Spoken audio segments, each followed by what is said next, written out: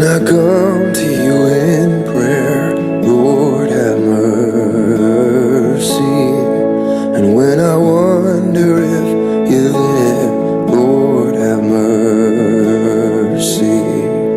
When I cannot find the way, Lord have mercy. Should my heart begin to stray, Lord have mercy.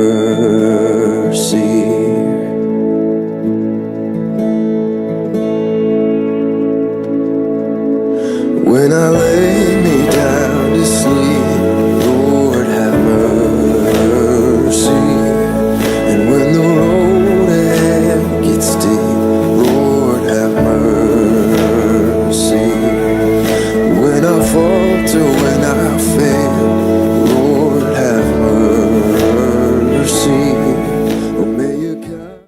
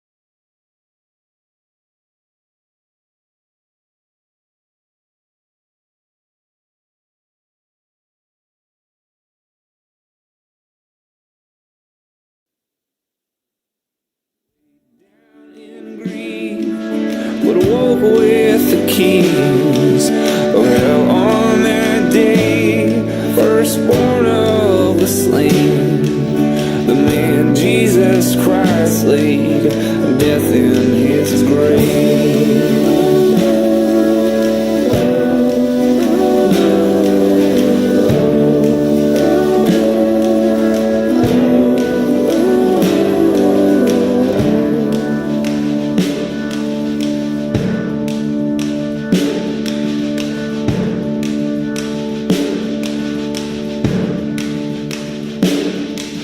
So 3 days in darkness slept the morning sun of righteousness, but rose to shame the throes of death and overturned his rule. Now daughters and the sons of men will pay not their dues again. The debt of blood they owed was rent when the day rolled anew. On Friday a thief, on Sunday a king, weighed down in grief, but awoke holding keys to hell on that day. Firstborn of the slain, the man Jesus Christ laid death in his grave.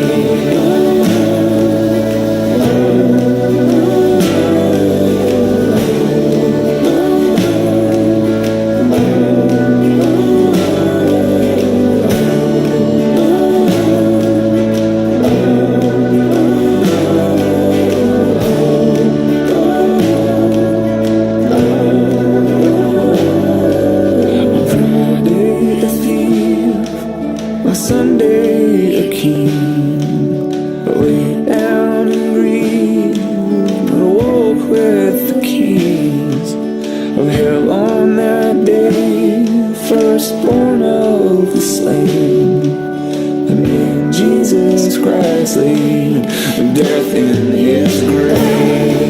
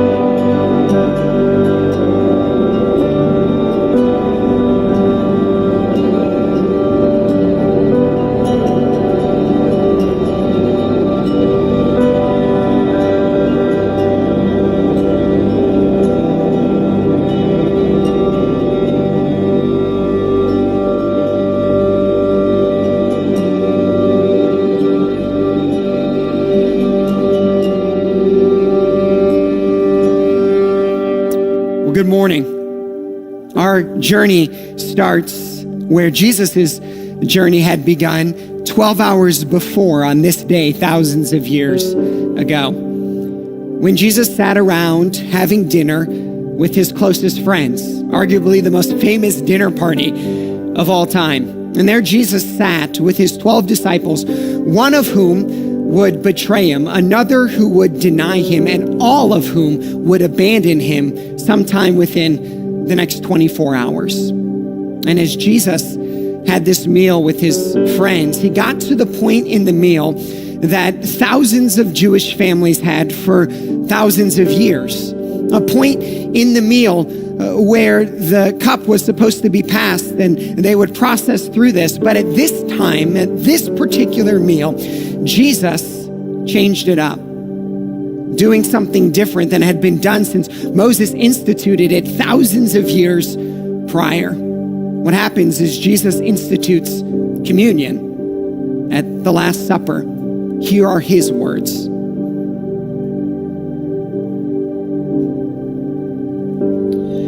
Now as they were eating, Jesus took bread, and after blessing it, broke it and gave it to the disciples, and said, "Take, eat. This is my body."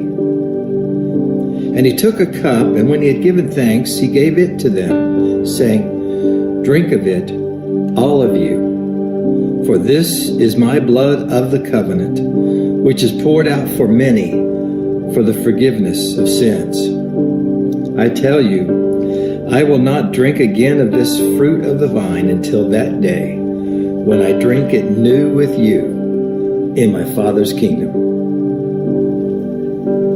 And so, surrounded by his friends, Jesus takes the bread, an act that Christians have done now for thousands of years, going back to that night.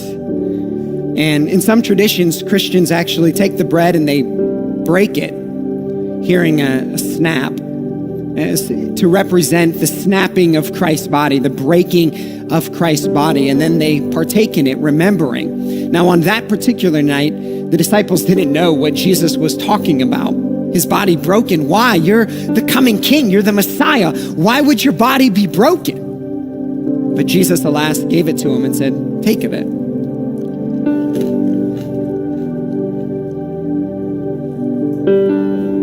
And so, not knowing what they were doing, the disciples partook of the bread representing the broken body of their Savior, but give it time, 12 hours, 16 hours, 20 hours from that moment, they would know. Then Jesus went to the cup which would hold wine in it. He said, "This wine will represent my new covenant. The old one is leaving, but the new one must come, and it will come through the shedding of blood. But this blood will be for the forgiveness of sins." Now, in this time, Passover, they knew what forgiveness of sins meant. They knew that that day the high priest would go into the temple and he would sacrifice the lamb that would cover their sins. But what was Jesus talking about? And there Jesus lifted the glass and it went around and they all partook.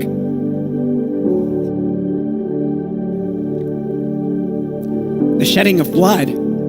They may not have known it right then in that moment, but they soon would.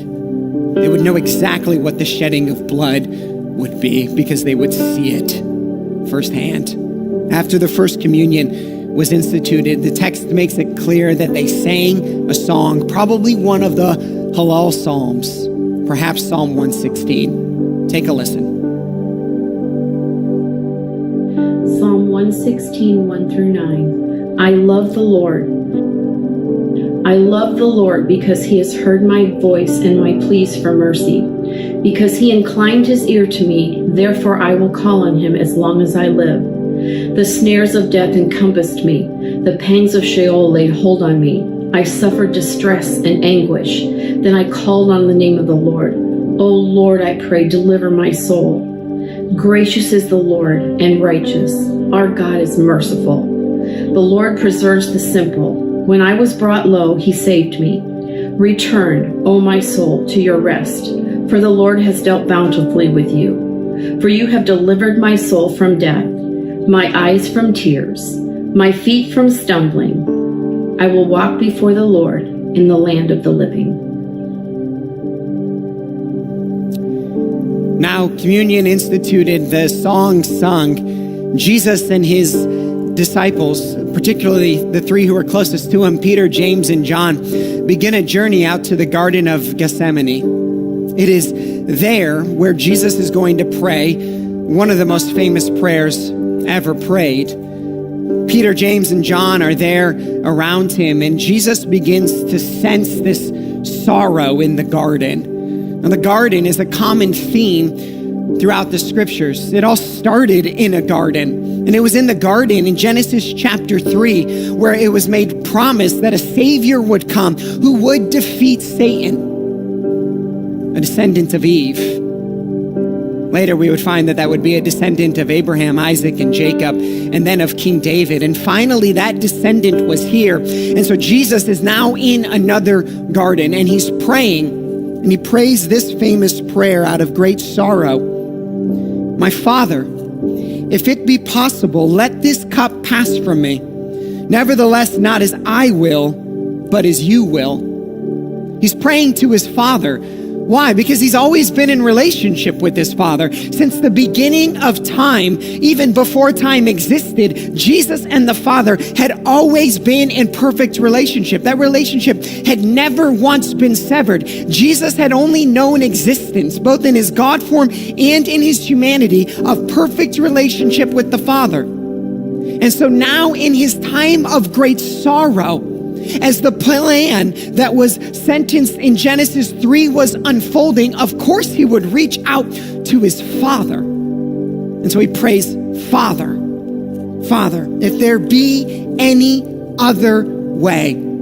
Jesus knew what was about to take place. He knew the pain and the sorrow that he was going to experience. And so he asked his Father, if there's another way than this death, than this crucifixion, than carrying the cup of your wrath, than drinking the cup of your wrath, if there be any other way, is there any other way? And so he prays. But in verse 42, we see the answer to the prayer. My Father, again calling out to his Father, if this cannot pass unless I drink it, your will be done. In our story here, it's not even Good Friday, and Jesus is already showing us what it is to be a disciple of him, to be able to pray, your will be done, God, not mine. And right there, in that moment, Jesus makes a definitive decision that's going to dictate his decisions for the next 16 hours. He decides right then and there that there is only one way for redemption to come. There is only one path for salvation. There is only one way. He must drink the cup of God's wrath. And so he decides right then and there that he will go to his death. He comes up in prayer. And after that, in the garden, a mob sent by the religious leaders comes to arrest Jesus. He's betrayed by one of his friends, Judas, betrayed with a kiss. And as the morning has now come, it is now early Friday morning, and around 4 a.m. on what we know is Good Friday, Jesus is taken to the religious leaders. Caiaphas is the high priest, and Jesus has been drugged before him illegally now. And between the hours of 4 and 6 a.m., when most of us were still asleep this morning, the trial, the mock trial of Jesus began.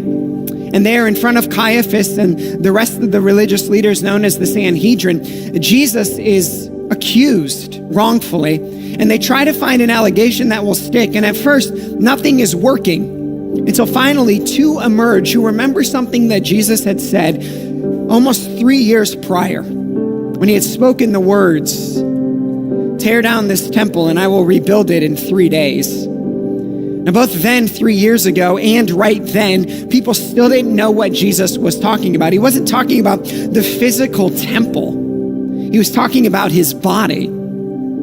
But this charge finally sticks, a charge of blasphemy. And so they accuse Jesus of blasphemy. The irony is thick. The one who is the law, the fulfillment of the law, the one who's been around since the beginning is now charged as blasphemous against it. The one who is God is charged with blasphemy against God. The religious leaders who think they know the law so well don't even see the fulfillment of the law right in front of them. And so the charge of blasphemy sticks, and Caiaphas, the high priest, rips his clothing. And he says, "What must happen now to this man?" And they say, "He deserves death. He deserves death." It's the first call for death on Jesus in the night as the clock nears 6 a.m. After the mock trial, the lack of justice, everything about this was illegal. Even the ruling of death, the Sanhedrin had actually previously changed the law that would have protected people like Jesus, defendants like Jesus, to not even get a death penalty in this, but they threw all of that away. And then around 6 a.m., Jesus is transferred over to the political leader of the day, Pontius Pilate. And so our setting changes. It says in verse 2 of Matthew 27, they bound him and led him away and delivered him over to Pilate, the governor. And now Jesus, the one who had come to set the captives free, is bound. He's bound by the religious leaders. Just days before, in his greatest chastisement of religion, Jesus had looked at the religious leaders and said, "You place unnecessary obligations on the people. You bind them with your rules and your traditions instead of setting them free through love and mercy." Now those same religious leaders have bound Jesus, the one who had come to set everyone free, and so bound like a captive. Jesus is brought before Pilate. At this time, probably the sun is just beginning to emerge. And Pilate looks at Jesus and says in Matthew 27:11, now Jesus stood before the governor, and the governor asked him, "Are you the king of the Jews?" Jesus said, "You have said so." Notice, the charge has changed. Before the religious leaders, he was charged of blasphemy, but they knew that that would not lead to Jesus' death. And so they transfer it to sedition, as if Jesus is a political leader, the one who had slipped away in the crowds when they tried to make him king. The one who had said clearly, "I am here to make a different type of kingdom." Jesus had actually affirmed Caesar's leadership in a way when he said, "Give to Caesar what is Caesar's." But in front of Pilate now, he's charged of an insurrection. So Pilate says, "Are you the king of the Jews?" And Jesus answers him with these words, "You have said so." And in front of Pilate or in front of the Jewish leaders, at times during these trials, Jesus remains silent. Other times he gives vague answers like this, and other times he gives more definitive answers. Why? Why? Because Jesus knows one thing must happen. He must not be acquitted. And so the entire makeup of Jesus' defense is to secure one thing, a death sentence. It was decided the night before in the garden that he must die, that redemption was impossible without his death. And so as he answers the question, be it to Pilate or the religious leaders, he makes sure that it will lead to a death sentence. Pilate, learning about Jesus here and studying the charges put out in front of him, determines that Jesus is innocent. Pilate, in fact, says he wants nothing to do with this innocent man's blood. Here, Pilate, surrounded by the religious leaders, understands Jesus' innocence much more than religion does. Pilate now says, "What should we do with Jesus? He has this idea that on the Passover, he can set free one Jewish prisoner. And so he thinks the people, they love Jesus. Of course, they'll set Jesus free. And so Pilate is looking for his way out. There are two prisoners. There's Jesus and a guy by the name of Barabbas. Barabbas is a known political threat to Pilate. He's the leader of a rebellion. He's guilty. He's a murderer. He's a thief. Of course, these people, they love Jesus. They'll pick Jesus over Barabbas. And so Pilate, with his brilliant plan, now approaches the people and says in Matthew 27:21, which of the two do you want me to release for you? And they said, Barabbas. The people have been stirred up by the religious leaders. And so they choose the murderer, the thief, the political rebel, Barabbas. And here, Jesus, the innocent one, is given the guilty sentence. And Barabbas, the guilty one, is given innocence. It's a foreshadow of the cross, where the innocent Jesus would hang just hours from then, where he, the innocent one, would take on the guilt of all the guilty ones, and all the guilty ones would be released as Barabbas was. So now, with Barabbas released, Pilate says, but what of Jesus? And the crowd begins to chant, crucify him, crucify him. The ancient Roman path to capital execution. And so Jesus is sentenced to crucifixion. It's now around 8 a.m. And Jesus is taken out to the courtyard.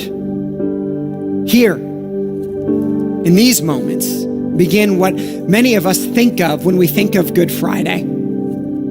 At around 8 a.m., Pilate releases for them Barabbas, and having scourged Jesus, delivers him to be crucified. What takes place next is the famous events of this day.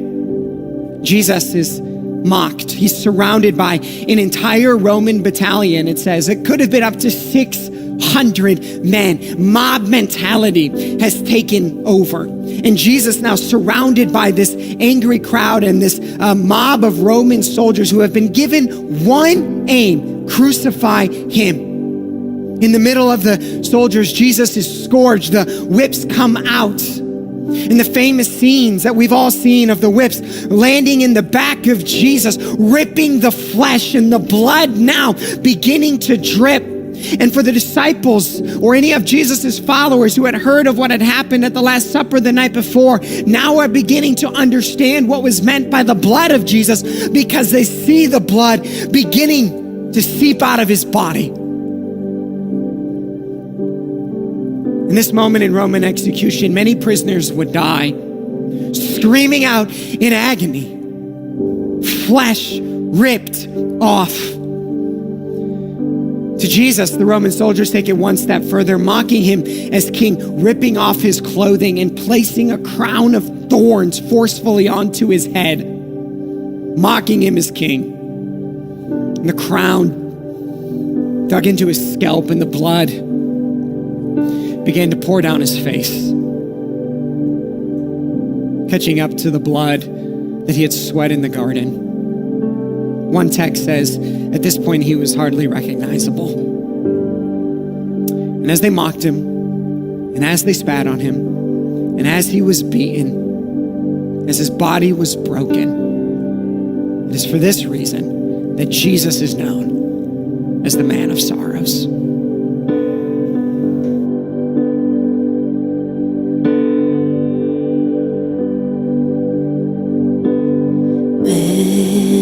Sorrows, Lamb of God, by his own betrayed, the sin of men and wrath of God has been on Jesus laid.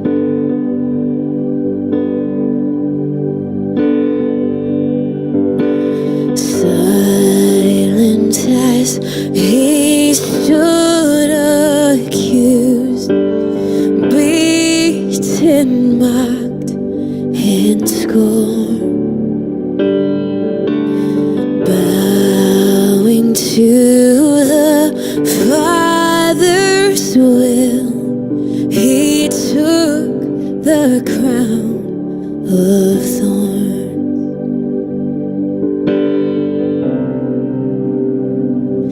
And oh, that rugged cross, my salvation,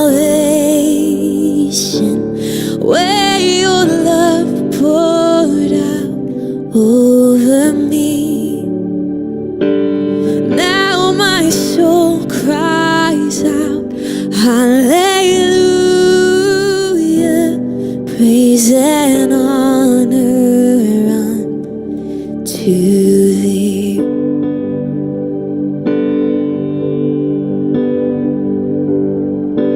Sent of heaven, God's own Son, to purchase and redeem and reconcile the very ones who nailed him to that tree. Oh, that rugged cross, my salvation, where your love poured out over me. Now my soul cries out, hallelujah, praise and honor unto thee.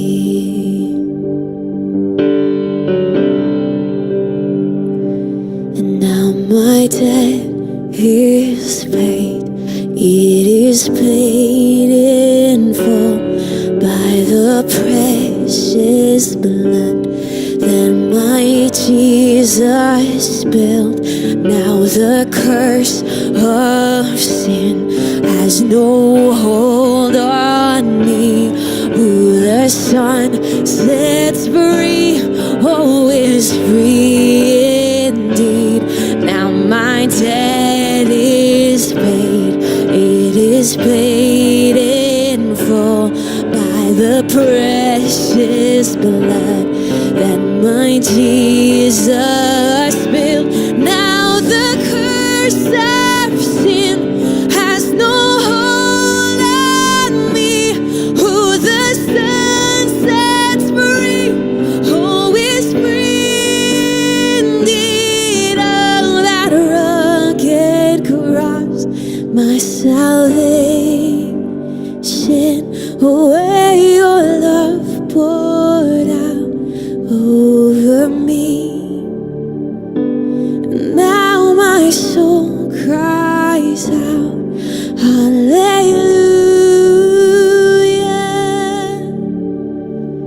praise and honor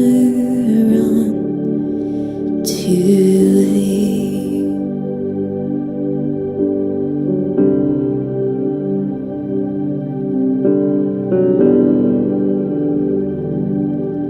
He was despised and rejected by men, a man of sorrows and acquainted with grief. And as one from whom men hide their faces, he was despised, and we esteemed him not. Surely he has borne our griefs and carried our sorrows.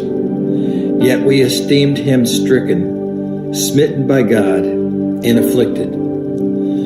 But he was pierced for our transgressions. He was crushed for our iniquities. Upon him was the chastisement that brought us peace, and with his wounds we are healed. All we like sheep have gone astray. We have turned everyone to his own way, and the Lord has laid on him the iniquity of us all. He was oppressed and he was afflicted, yet he opened not his mouth. Like a lamb that is led to the slaughter, and like a sheep that before its shearers is silent, so he opened not his mouth. By oppression and judgment he was taken away. And as for his generation, who considered that he was cut off out of the land of the living, stricken for the transgression of my people? And they made his grave with the wicked and with the rich man in his death, although he had done no violence, and there was no deceit in his mouth. Yet it was the will of the Lord to crush him. He has put him to grief. When his soul makes an offering for guilt, he shall see his offspring. He shall prolong his days. The will of the Lord shall prosper in his hand. Out of the anguish of his soul he shall see and be satisfied. By his knowledge shall the righteous one, my servant, make many to be accounted righteous, and he shall bear their iniquities. Therefore, I will divide him a portion with the many, and he shall divide the spoil with the strong, because he poured out his soul to death and was numbered with the transgressors. Yet he bore the sin of many and makes intercession for the transgressors. The time is now around 8:30 a.m. Just a few hours into most of our days. Over the last 4.5 hours, Jesus has been betrayed. He's been denied by his closest friend. He's been wrongfully accused. He's been sentenced to death, and now his body looks broken. His flesh has been ripped. He's covered in blood. His words from the night before seem to be making more sense. And at that time, around 8:30, the famous walk till Golgotha begins. Matthew records it this way. And when they had mocked him, they stripped him of the robe and put his own clothes on him and led him away to crucify him. As they went out, they found a man of Cyrene, Simon by name. They compelled this man to carry his cross. And when they came to a place called Golgotha, which means place of a skull, they offered him wine to drink mixed with gall, but when he tasted it, he would not drink it. And between 8:30, leading up now to 9 o'clock, Jesus and Simon carry the cross, the rugged cross, to the place of Golgotha, the place of the skull. And Jesus now, as the clock gets nearer and nearer to 9, is placed on the cross. And there, then, the nails are pounded through his wrists and his feet. He's placed up on the cross. The prediction of years prior by Isaiah and the other prophets is coming true right now in that moment. And this day, just hours into sunlight, already seems dark and full of despair. And it would get darker yet. But like all days, we must see it to the end. For the next 2.5 hours, beginning at 9, Jesus hung on the cross. We'll pick our story back up then.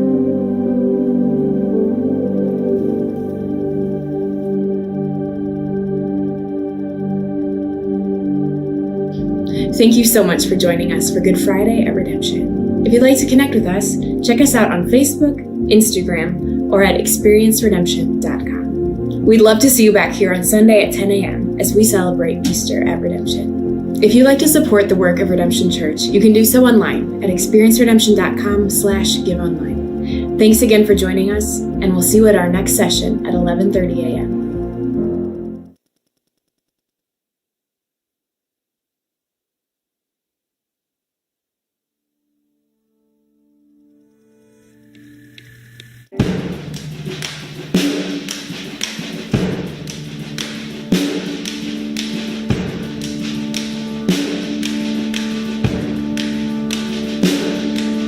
Although the earth cried out for blood, satisfied her hunger was. Billows calmed on regions seas for the souls of men she craved.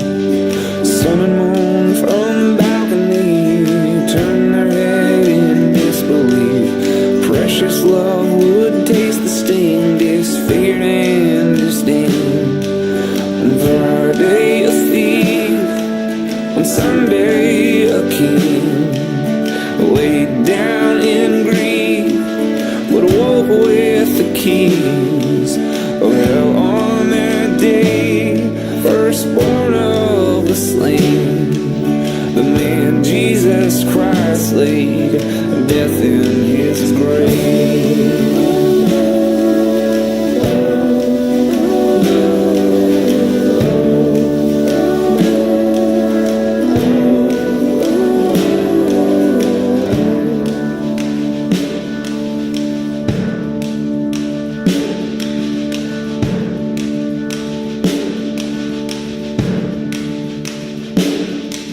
So 3 days in darkness slept the morning sun of righteousness, but rose to shame the throes of death and overturned his rule. Now daughters and the sons of men will pay not their dues again.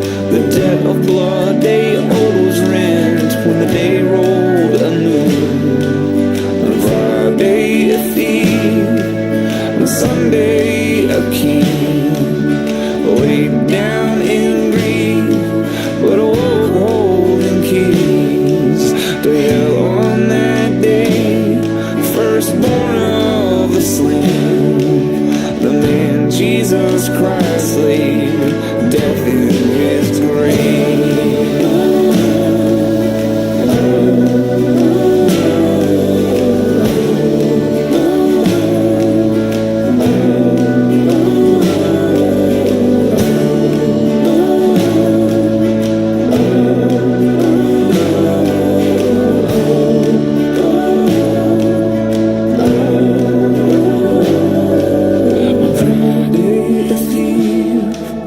Sunday a king, laid down in grief, but awoke with the keys of hell on that day. Firstborn of the slain, the man Jesus Christ laid death in his grave.